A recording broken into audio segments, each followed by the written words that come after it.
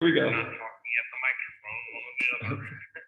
Hello, this is World University and Schools monthly business meeting on September 17th, 2022. And on the phone is Larry Wieland, Chief Financial Officer, and I'm Scott McLeod. Greetings from near the Ligonier Highland Games. And we have new outreach material for World University and School, which includes that we're offering free cc4ocw.mit.edu centric university and high school degrees online and wiki schools, and planned in 200 countries for online degrees and in 7,151 known living languages as wiki schools. So Larry, as we begin this monthly business meeting, the first question I have is about accreditation and this new opportunity with the Middle States Commission on Higher Education, MSCHE, Middle States Commission on Higher Education. I attended this navigating follow-up reports and follow-up visits with two vice presidents there. Their names are Dr. Harden and Dr. Peavy last week. And I talked with Kim Wieland just yesterday, and it sounded like she was not available right now to help with accreditation, but also sounded like she could potentially be part of a team in the future. What are your thoughts about accrediting with the Middle States Commission on Higher Education, Larry?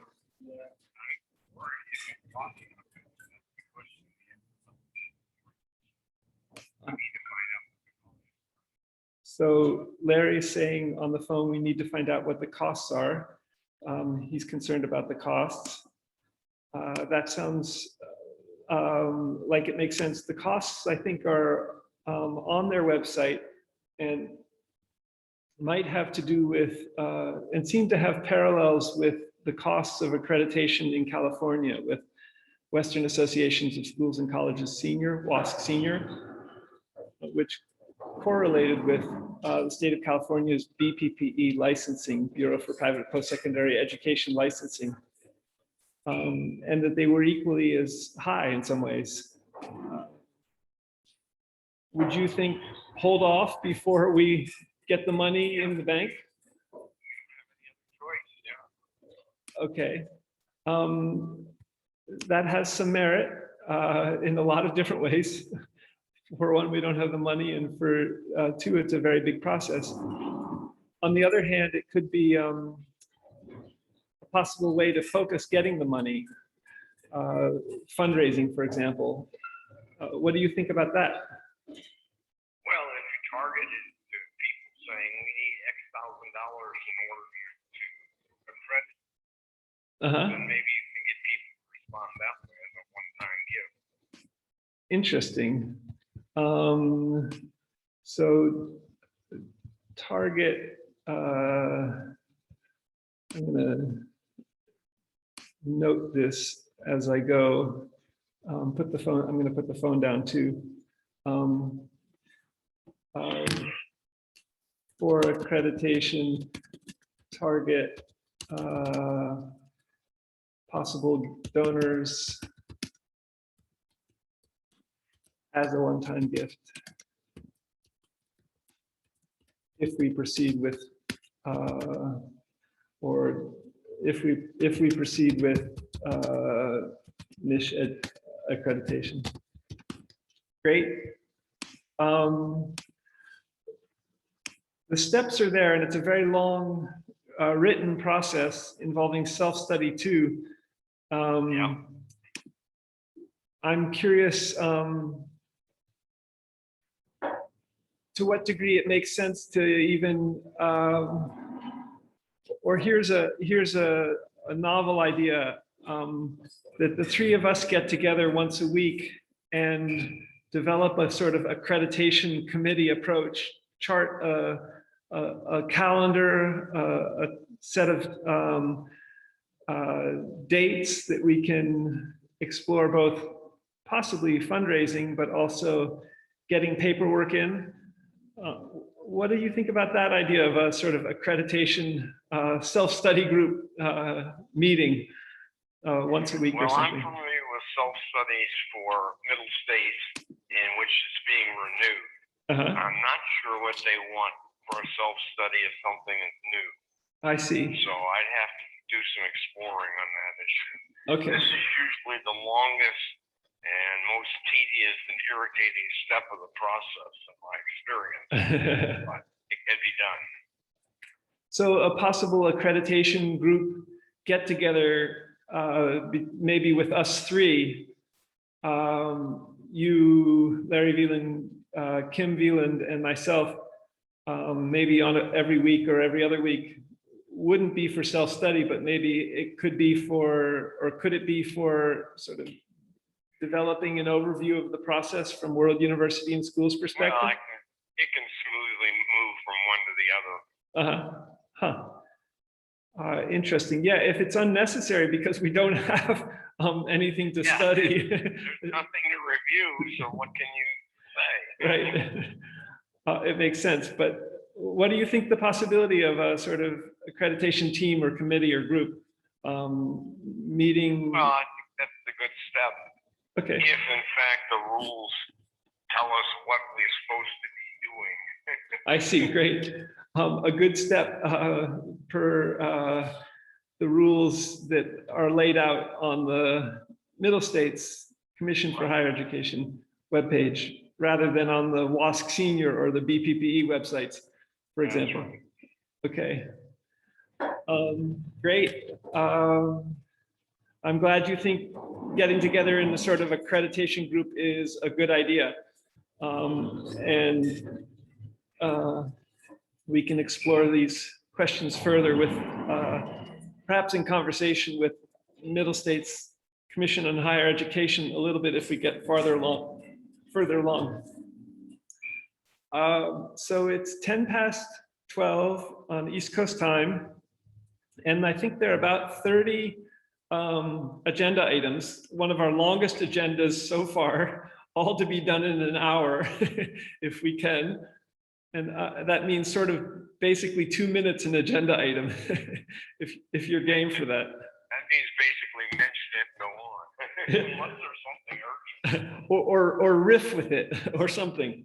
A different approach than monthly business meeting in the manner of Quakers' unprogrammed friends, which can be quite deliberative and involve much waiting in the light, shall we say, as agenda items are brought forward. So let's get on with the lightning riff, if you're game.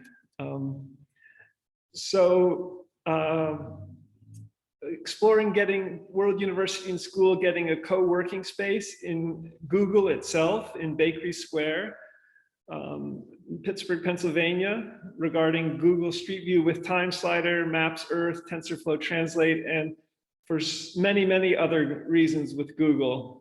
And since World University and School is in Google Education. And I could see this as a co-working space potentially for me, for you, for Kim, for other people in Pittsburgh, for meeting World Universitians. I haven't asked at the Bakery Square's desk where they, the sort of management desk yet. You said it never hurts to ask. Maybe I'll explore that further on Monday. Any other thoughts about that? Asking in some way or another, a manager, a specific Google manager? On Monday, you're going to be on the airplane. On Monday, 2 days from now, I still won't be on the airplane, but it could be. Wait, have I got the wrong week? When are you leaving? In about 9 days. Okay. Okay. And this would also be regarding the WUaS Corporation and our CC4 ocw.mit.edu centricity, and potentially regarding collaboration with MIT alumni themselves, which you and Kim are, but perhaps we can find other MIT alumni in the greater Pittsburgh area, and Harvard and Stanford alumni, and potentially for Shadyside Academy High School, Senior School, interns even, and alumni from Shadyside Academy too, in the area. So it would be a potential meeting space. I'm hoping it will be in, it could be possibly in one of the 3 floors of Google's offices themselves in Bakery Square. And it would also be great to explore whether we could shape a physical digital Harbin hot springs simulacra there that would possibly engage Toyota humanoid robots like the THR3, Toyota Humanoid Robot 3, benefiting from very, very fast internet, which Bakery Square and Google there might have. So these are questions that might be part of asking at the desk at the Google management people.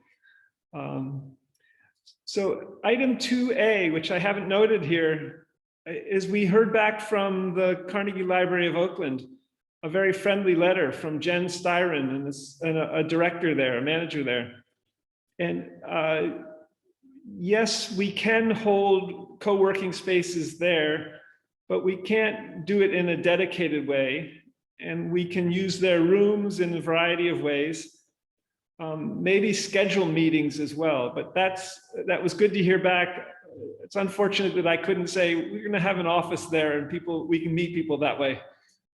Any thoughts about that from the Carnegie Library? Yeah, I think that's as much as you're going to be able to get for free. That's pretty good. Yeah, that's pretty good.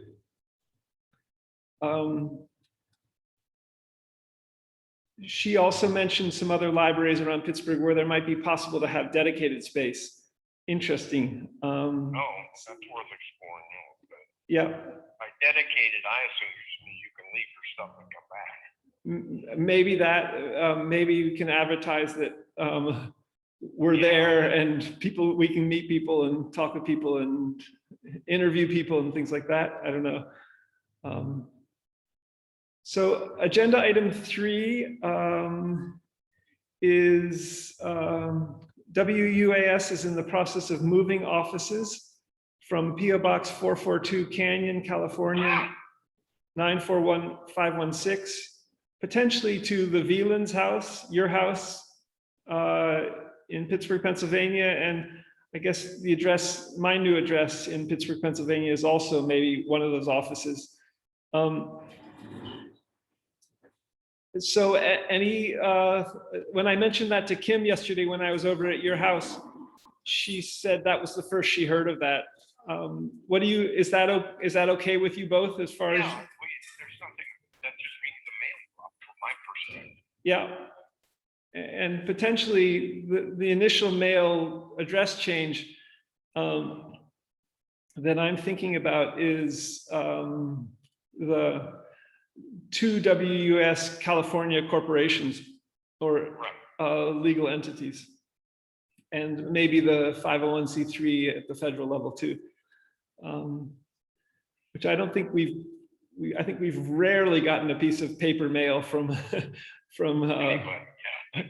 or particularly from the 501c3, but we're still on the GuideStar.org website as a 501c3 or a related legal entity. So agenda item 4, we've created these outreach stickers, and thanks to you. By the way, there are 2 of those left on my kitchen table. Are those wasted or are they good? You want them back? I left 4 for you, and they're each different, okay. and they say different things. So I'm going to hold this one up to the video again here. This is. I don't have. There's no point. Right, but it will potentially be saved to a YouTube World UNIV ANDSCH YouTube channel and for outreach, maybe a little bit. So thank you for helping to print those with your 2 printers. And it's a momentous step forward. Exciting. Agenda item 5, we seek continuingly to develop, if we can, 200 online world-class university libraries, and in 200 countries and in their main languages, but also potentially containing books and publications in all 7,100 languages, in maybe relating to the countries in which those languages, speakers of those languages are found. And could we further organize this in a realistic virtual Earth for libraries as a way to structure the information technology? What do you think about that?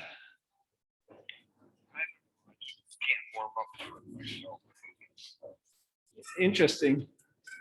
I think there's, if we could do it in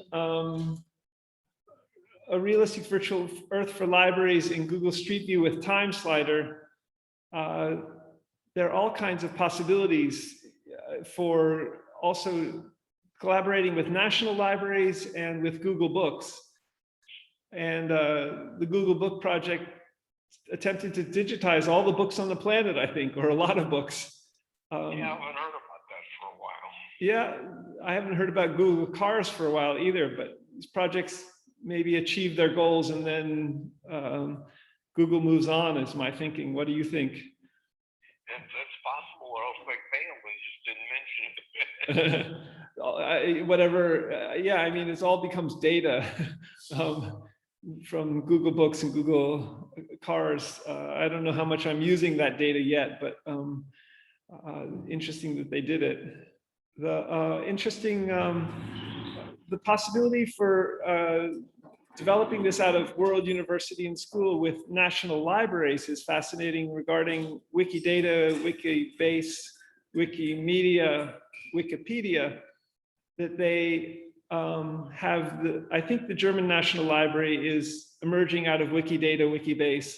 So there's kind of a template or a structure for a national library into Wikidata. And we've been in Wikidata since the year about 2015. And perhaps already people are working on this. But if we could focus it in new ways, that would be super. I hear that you can't quite warm up to it.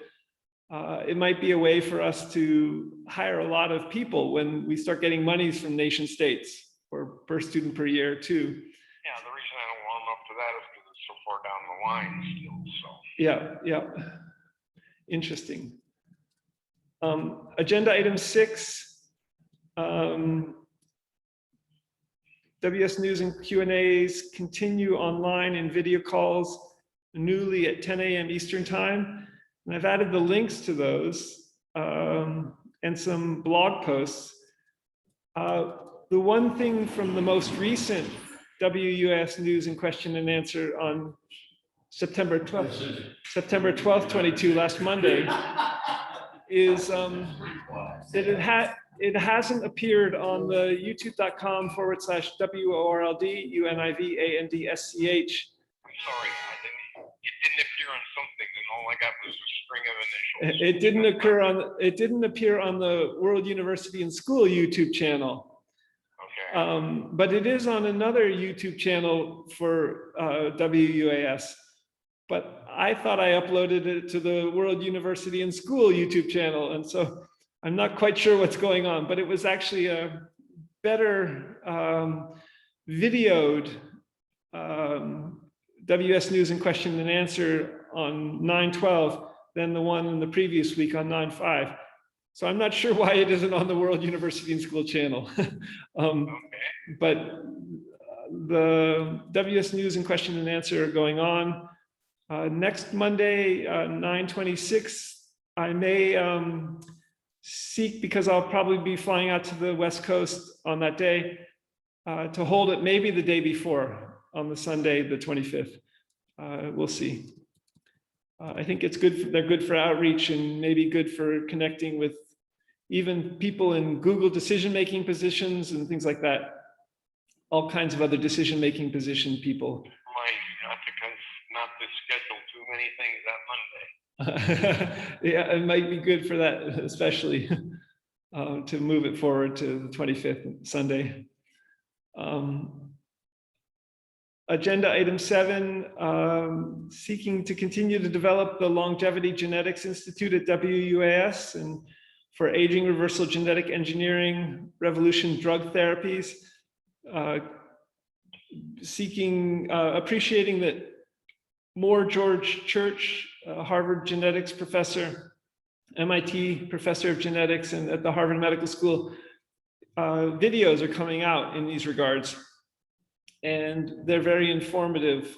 Perhaps we will add all of them to World University and Schools longevity page to be seen. But perhaps we can even make the longevity drugs available or the aging reversal drugs available through our pharmacies and our educational services stores. No, not without going through all the FDA stuff. That's just hopeless. To be seen, to be seen. If we can hire 2.3 million people, maybe the FDA stuff will become part of that. Let's see, agenda item 8, WUaS in India for free degrees regarding the Google Education Group's Pune, India, 2nd year anniversary celebration. An interesting online slow Twitter conversation was held.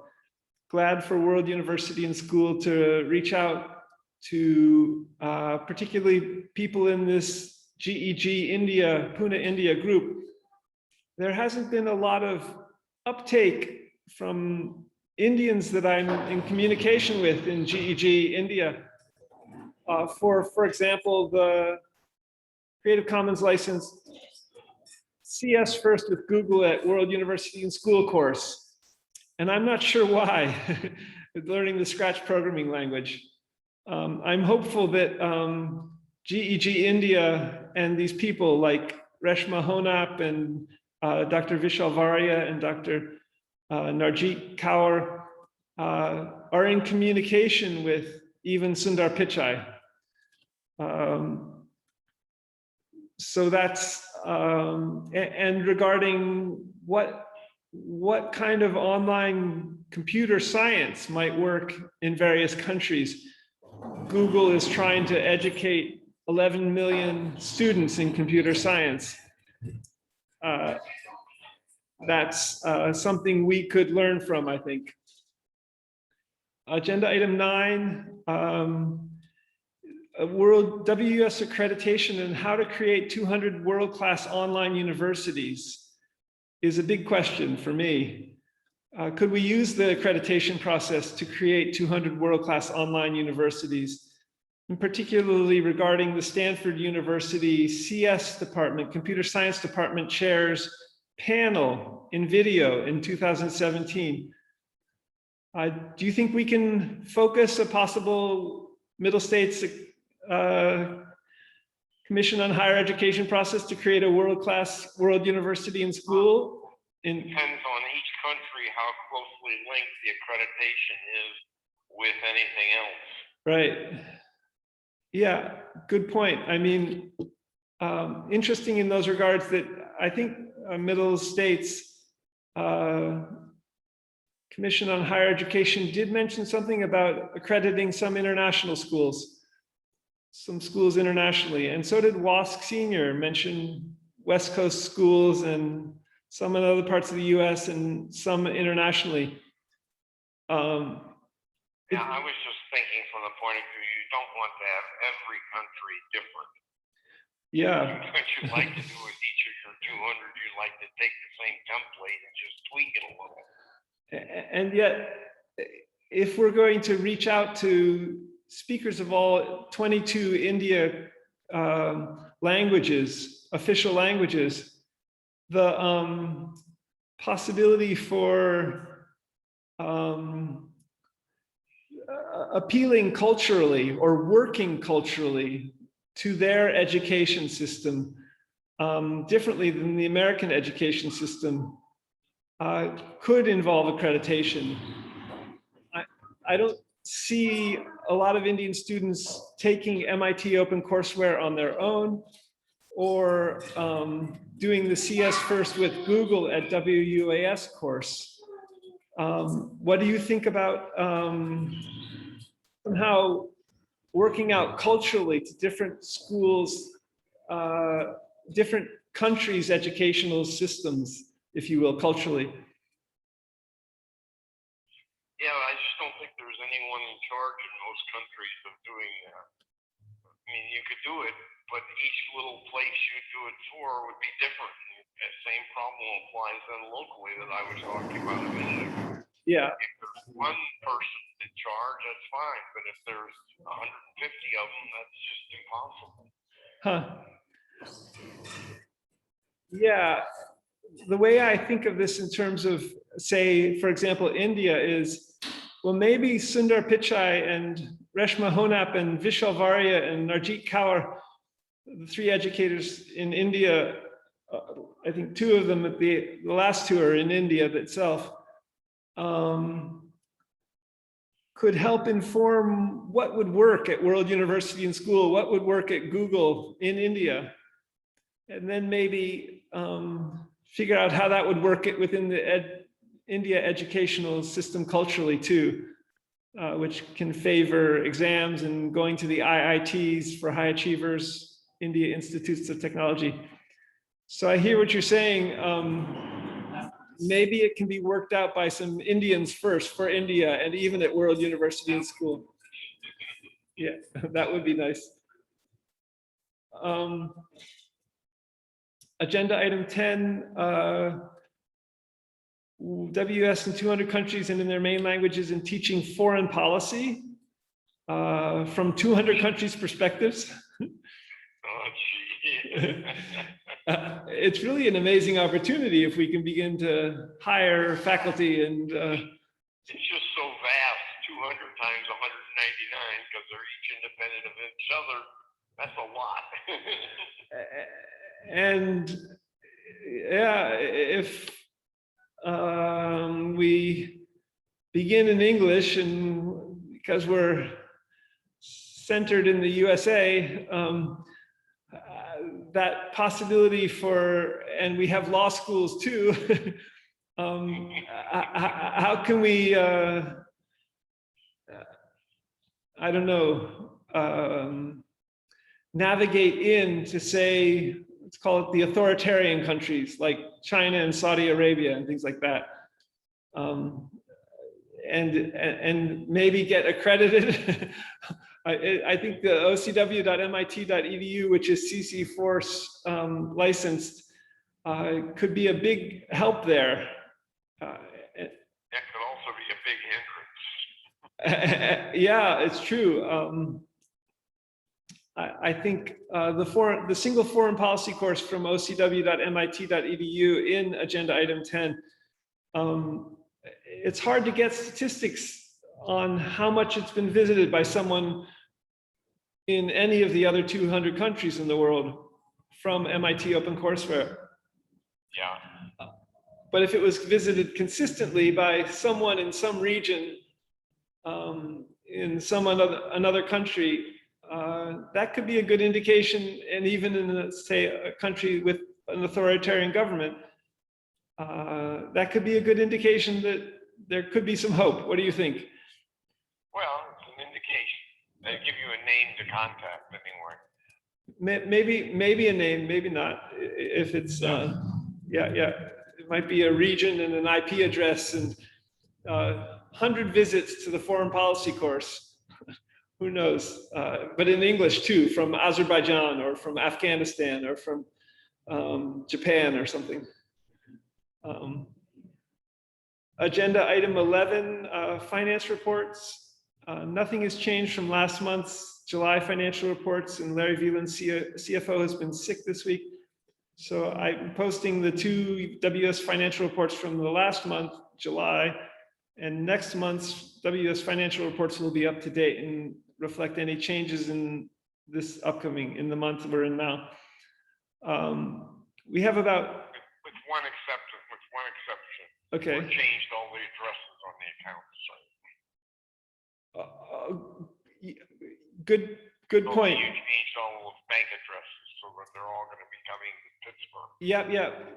Great addition. So I changed the 2 bank accounts at Wells Fargo's addresses from the Canyon 94516 address to the Pittsburgh, to a Pittsburgh, Pennsylvania WUaS office, shall we say. That's a big development for World University and School in terms of potentially getting paper mail saying we've changed the address to Pittsburgh, Pennsylvania for the 2 WUaS bank accounts, which are what lie behind the finance reports. Great. Agenda item 12, glad for World University and School to attend the first Stanford Law Codex group meeting this fall on Thursday, September 15th, and to ask, for example, how the second panelist in an organization called Speed Legal would parse with artificial intelligence the Creative Commons 4 licensing of cc4ocw.mit.edu and the Creative Commons 3 licensing of cc3 oyc.yale.edu, OpenCourseWare. And many of these presentations in Stanford Law Codex are about digitizing legal contracts and processes. That scrutiny, in my experience, hasn't been brought to Creative Commons 4 licensing ocw.mit.edu or cc3.oyc.yale.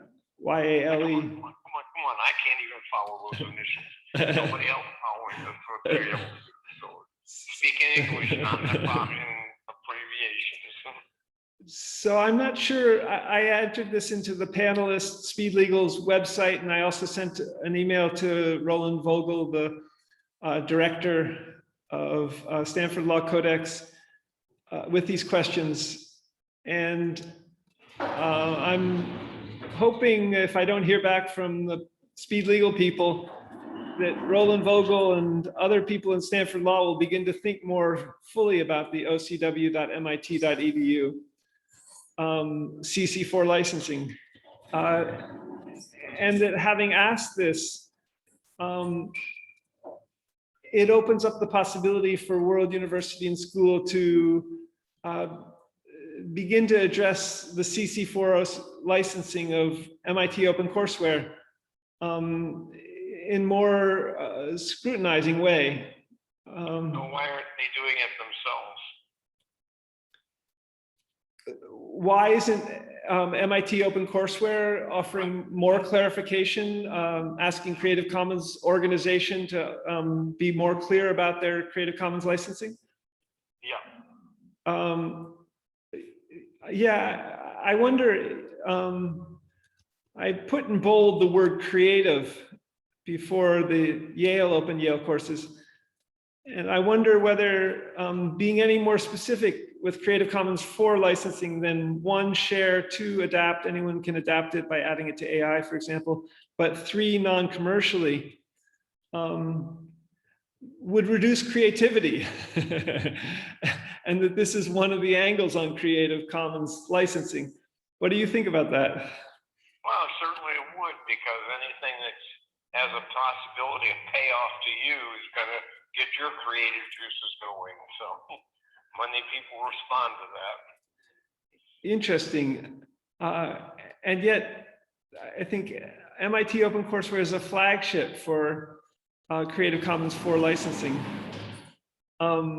And so I think it's good that we asked. And with regard to even World University and School's relationship to MIT alumni, it went into the text chat of Stanford Law Codex, and I also sent it in an email to Roland, and I sent in an email to the Speed Legal people, or a website email. in that question, I also asked about CC4, MIT OpenCourseWare centric Wiki World University and School academic medical centers with warm water cure, in addition to the 200 online WUaS law schools. That complicates things. Yeah.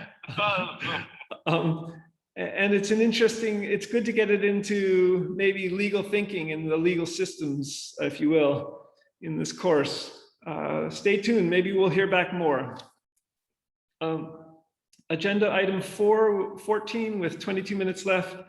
How to develop WUaS home robotics, especially with WUaS Lego robotics and in a realistic virtual earth for robotics, is the main question there. And I'm sort of thinking Peter Norvig could develop a realistic virtual earth for Lego robotics with his Lego Institute in Google Street View that would work in Google Education too, for even courses, and that would open up all kinds of vistas beyond what the physical bricks in the 3 Lego robotics kits that WUaS Corporation carries officially have. So the vistas would be all kinds of potential other digital bricks for robotic creation. Stay tuned on that. Okay. Agenda item 15, humanoid robots like THR3, the Toyota humanoid robot 3, may require far more than 5G web speed to work well. Yeah. And same with real-time music making. And so in what ways could World University and School focus developing this very, very fast internet within the unit of the house, or the unit? Well, what? There already is a very fast internet. Yeah. The Internet 2, which is not generally known about because they don't want general users clogging it up. Okay. But there is already one, so you put that in your thinking. Yeah, I mean, it's a distributed network that's worldwide. The internet is. So is Internet 2. And they interface in one way or another. It's all one internet. Interesting to hear of Internet 2 again. One of the directions I'm going with, and this jumps down to the WUaS Corporation agenda item A, is if World University and School could develop green data centers, and in data centers in regions with speakers of, say, 3,000 languages, or even 7,000 languages, we could develop a plan for ever faster servers, computers, in all 3,000 languages data centers to iteratively make the speed of the internet faster in specific localities for real-time music making. Maybe that's an expression of Internet 2 in a novel way. But I think the proper expression of Internet 2 is by keeping all of us common folk out. The rest of the people get much faster speeds. Ah, interesting. And if I'm on Internet 2 and want to send a message to somebody on Internet 1, I can do it. And I can probably do it the other way around too. But you routinely, if you're just a routine user, you log onto your university account and you're on the regular internet. If you log onto a different university account, you get on the internet too. I need to look up more about Internet 2 and maybe include that in the minute. Maybe our students who are in robotics and potentially in need of, maybe PhD students, of very, very fast internet for home robotics could avail themselves of Internet 2. My impression is it's all TCP/IP, Transmission Control Protocol, Internet Protocol. And so maybe it's the protocols that make Internet 2 faster than Internet 1. You're beyond my level, for It's an interesting set of questions.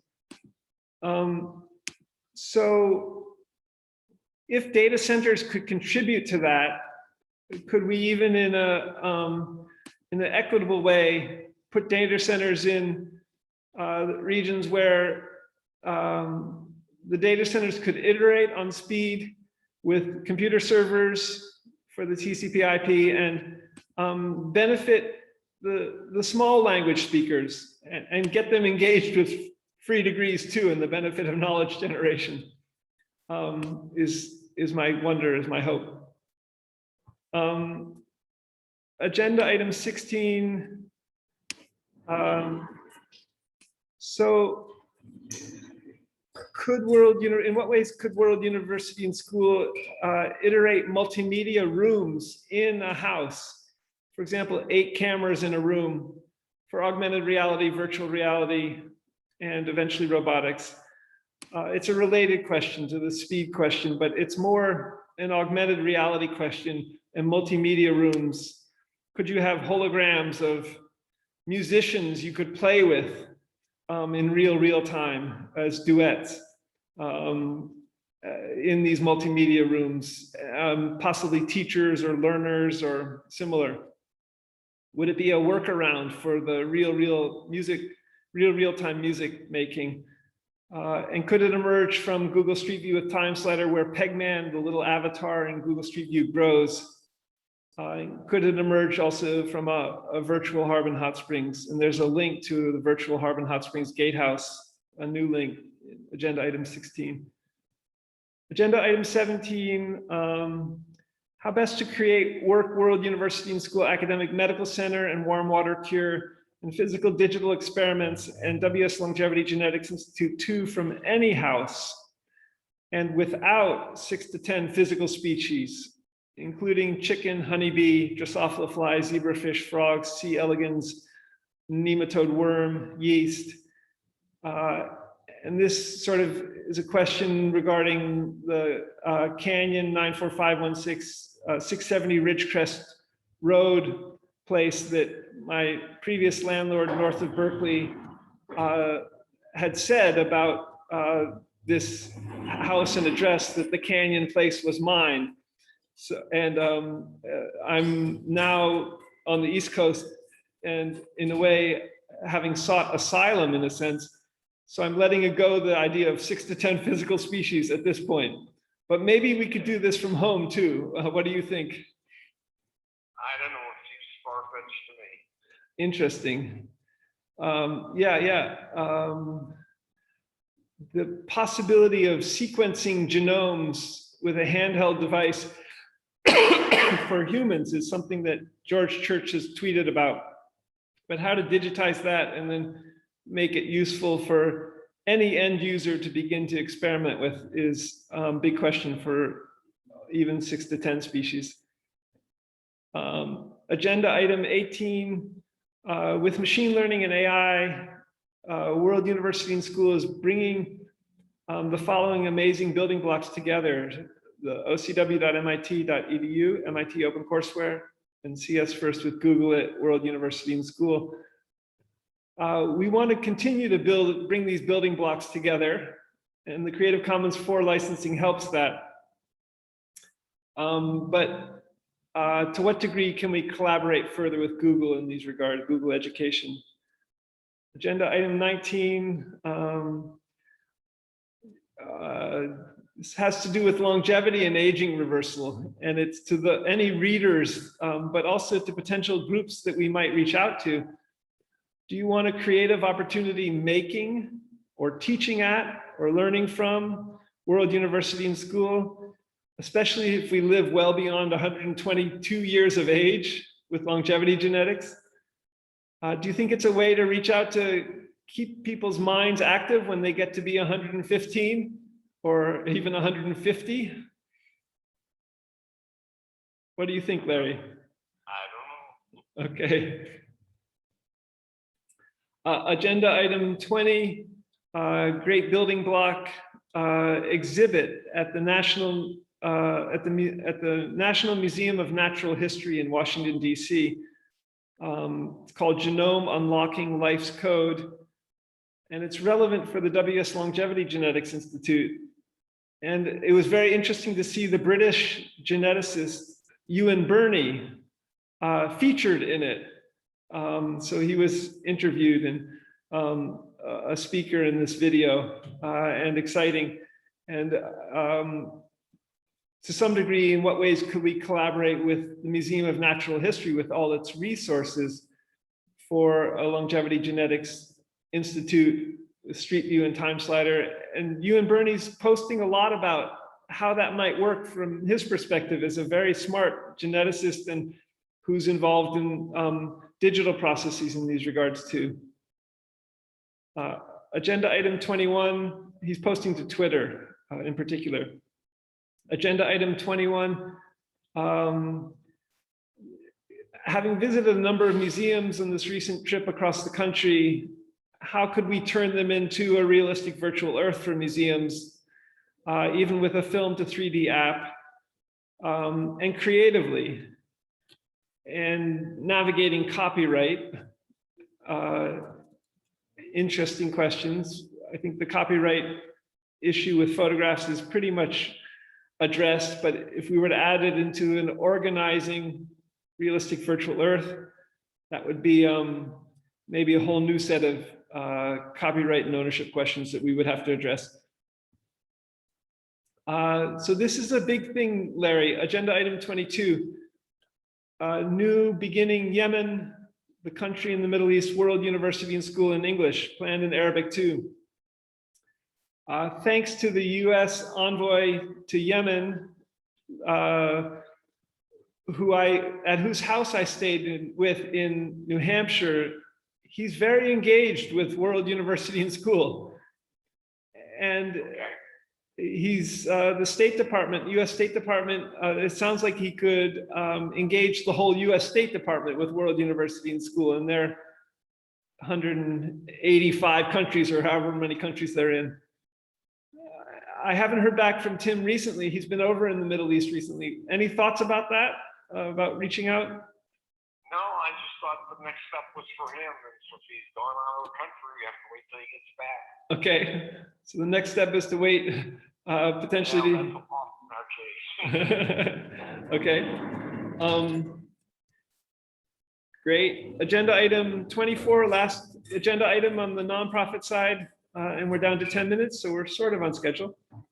A Harvard professor named Pranav Rajpukar, who has a Stanford PhD in computer science, has recently made available his educational lecture videos. This is exciting. It's in the field of biomedical engineering in general, and it's machine learning focused. Great that these contributions are appearing on Twitter, and it's something we could systematically add to our wiki subject pages with time when we begin to find active volunteers, or if we begin to hire people, when we begin to hire people. It's great that there's this sort of, I'll say, wiki engagement with Twitter and with sharing ideas such as Harvard lectures in this manner. So moving on to the other wing of World University and School, the WS Corporation, WUaS Press, 5 agenda items. First is green data centers. And in regions with speakers of each of all 7,151 known living languages. And see the 8th planned revenue stream in the webpage, the WS 15 planned revenue streams from 2021, I think, maybe 2020. So one of the planned revenue streams is universal broadband. And if we can do that with green data centers, that will be both a revenue producer from nation states and regions, and potentially a way to achieve that planned revenue stream. Thoughts about those, that possibility? No, I haven't thought about it for the last couple of years, so Okay. nothing new I will eventually get to, maybe we could do that in planning for a monthly business meeting, updating the 15 planned revenue streams with sort of developments such as this for 2022. I'll maybe look into that for next monthly business meeting. Thanks to Neha Narula, who's the executive director of the MIT Digital Currency Initiative, for her timely Scientific American Anthropology article she posted on Twitter. And it had to do with the ecological sustainability of data centers. It was written by a MIT anthropology PhD candidate. She's also right in the middle of helping to define money as cryptocurrencies develop. And our plans to code for 7.9 billion people, each a Wikidata PIN number, and to end poverty, thinking in terms of 7.9 billion people, and possibly even with the Stanford MindPi cryptocurrency, free money daily, is potentially very attractive, I think, to planners for the future of money. So could we also plan for data centers as a way to support 6 billion smartphones and reliability of a main or a single cryptocurrency, such as Stanford MindPi? Thoughts about any of that? One thing thought occurs, talking about these sensors, the more people use these sensors, the more you have to have somebody help with problems. Interesting. The Yeah. number of people who will make major use of your sensors is small. Hmm. Many use many new users in particular will be neophytes and won't know what to do about this, that, and the other. Yeah, yeah. Mike, thanks. Can you plug me answer the question, where's the on-off button? When I'm thinking of these data centers, to try to clarify further, is in terms of World University and School hiring employees and all the hardware that goes into them, is not such social places. People will be in their own homes. These will be I agree with that. server farms, computer server farms. If the people are going to be in their home homes, won't know very much. True, true. It could be a fascinating new direction. I'll note this, to have people answering questions on the internet for World University and School about anything, but particularly data centers and data. Sort of personal help. So Google basically does not offer any kind of help. It's all do it yourself. Search on Google. And if we could hire a cadre of people who could actually answer questions to people, whatever level of questions, from machine learning to how to use a specific function on their computer, that would be super. We could develop that with AI chatbots on top of that. That could be super too. Agenda item B.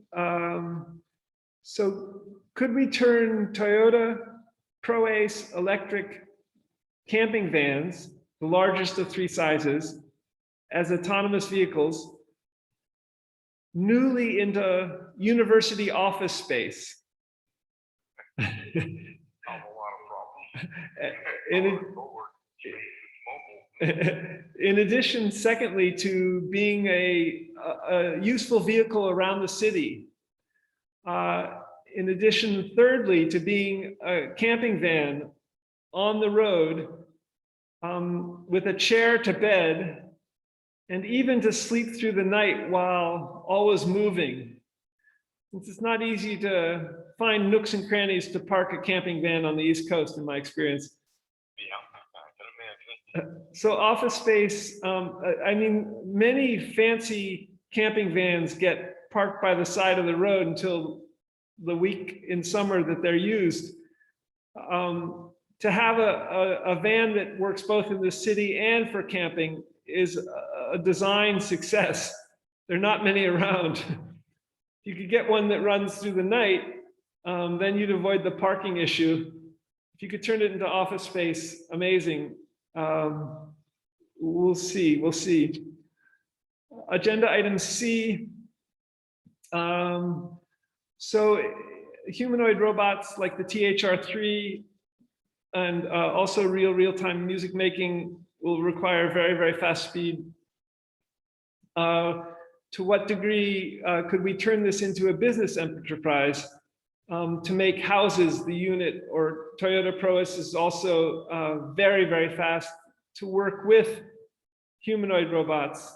If you have two autonomous systems, a Toyota ProAce van as an autonomous system and a humanoid robot inside the Toyota ProAce van or on top of the van, a THR3 humanoid robot as an autonomous system, how can you make that really fast?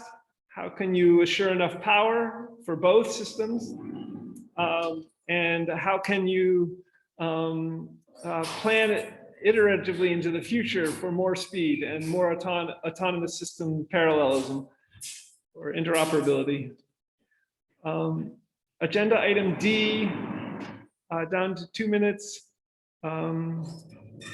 The WUaS objectives for an academic press at World University and School in GDocs. This was a very helpful question from Bill Roberts, a former landlord of mine in San Francisco. And I spelled them out in this blog post that's in this agenda item D. Maybe I'll include them in the minutes. But these are sort of the objectives for academic press in 7,151 languages, which would include sales of books, both physical and digital, of different formats. How to get that from GDocs, Google Docs, Google Translate to physical books in 3 months. I don't know if we're going to get there, but what do you think? Not in 3 months. Okay. Agenda item 3E is potentially, there was an interesting tweet about from Pippa Crerar, a journalist at The Guardian in England now, regarding Health Secretary Barclay in England, and that there was a shortage of ambulances in Britain. And in what way could World University and School develop Toyota ambulance vans with humanoid robots as two autonomous systems, and as medical schools, WUaS medical schools and WUaS teaching hospitals, and also as a realistic virtual earth for surgery inside the Toyota ambulance van, and even sell them to Health Secretary Barclay in England. What do you think? The problem with the hospital vans is not the van or self-driving in or anything like that that we could drive. The problem is you want somebody with medical training on the end who will be there when you encounter a patient. Yeah. I'm having a heart attack. What do I do? Yeah. Well, nice that the van might look it up and put it somewhere, but you got to actually do it. Okay. I agree. And it'll be at least 5 or 10 years till humanoid robots know what to do. So you need a person in there too, I think, maybe one conclusion. Yeah, and I think that's what the shortage is, not the physical device. Yeah. Person in agenda item E. Great. Two. And a medical doctor. So maybe we can train medical doctors who will be. Well, it certainly could be Yeah. There's got to be we'll have to think this one further through with time. Great. Well, we've reached the end of time, and we seek to keep these within an hour, which we basically are. Thoughts or other questions or ideas before we close, Larry?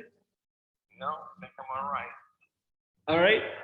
You're going to show up a week from Sunday at week, yes, Monday morning, a week from, yes, Monday morning, early, very, very early, Monday, the 26th of September.